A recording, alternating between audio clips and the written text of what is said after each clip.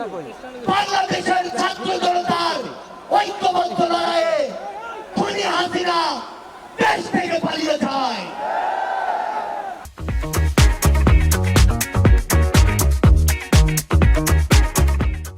ওই জুন 5 থেকে আগস্ট 5-এর যে লড়াই, সে লড়াই কি শেষ হয়ে গিয়েছে?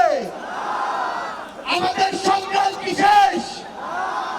আমাদের সামনে এখনো খুনিরা, খুনিদের দোসররা এখন উন্মুক্ত ভাবে চলাফেরা করে। যারা আমাদের ভাইদের হত্যা করেছে, ওই ছাত্রলীগ, যুবলীগ, আওয়ামী লীগের সন্ত্রাসীরা, তারা এখনো বিভিন্ন দিক থেকে আমাদেরকে দেখে আর মুচকি হাসে। এই খুনিদের বিচার হতে হবে কিনা? আমার যারা আহত যোদ্ধা রয়েছে, শহীদ পরিবার রয়েছে, তাদের এই খুনের বিচার হতে হবে কিনা? আমরা অবিলম্বে অন্তর্বর্তীকালীন সরকারকে একটি আহ্বান জানাতে চাই।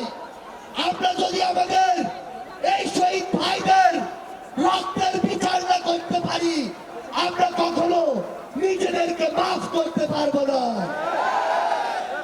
আমরা স্পষ্ট করে একটি কথা বলতে চাই, অন্তর্বর্তীকালীন সরকার এখনো যেই জায়গায় আটকে আছে, আমাদের সিন্ডিকেট গুলো ভাঙতে হবে।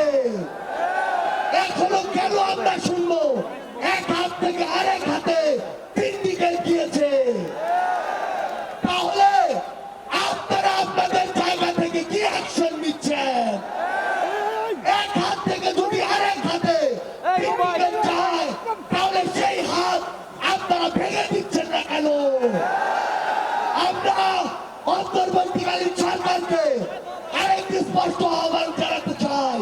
সেটি হচ্ছে, আমাদের এই বাংলাদেশ সকল দেশের সাথে বন্ধুত্বপূর্ণ পররাষ্ট্র নীতিতে যাবে, কিন্তু সেই বন্ধুত্বপূর্ণ পররাষ্ট্র নীতির সুযোগে কেউ যদি মাথায় উঠে বসে, আমরা তাকে মাথা থেকে মাটিতে ফেলে দিতে বিন্দু মাত্র দ্বিধা করবো না। আমরা স্পষ্ট করে একটি কথা বলতে চাই, যেই খুনিরা এই দেশের বাইরে, এই দেশের মানুষের ঘামের হাজার হাজার কোটি টাকা পাচার করেছে, সেই টাকা ফিরিয়ে আনতে হবে। আমরা স্পষ্ট করে বলতে চাই, ওই গোপালগঞ্জে যেই খুনির দোসররা এখনো ঘাটতি বেড়ে আছে, তাদেরকে আইনের আওতায় বিচার করতে হবে। গোপালগঞ্জে এখনো কিভাবে আমাদের এই অভ্যুত্থানের যোদ্ধাদের উপরে হামলা হয়, আমরা প্রশাসনকে, পুলিশকে স্পষ্ট ভাবে বলতে চাই, পুরো বাংলাদেশে আমাদের এই যোদ্ধাদের, ফ্যাসিস্ট বিরোধী আন্দোলনকারীদের নিরাপত্তা যদি না দিতে পারেন, তাহলে ওই চেয়ারে কোন আইন শৃঙ্খলা রক্ষাকারী বাহিনীর বসে থাকার কোন অধিকার নেই। আমরা স্পষ্ট করে শুধু একটি কথাই বলতে চাই, আমরা এই অন্তর্বর্তীকালীন সরকারের কাছে আমরা এই গণহত্যার বিচার চাই।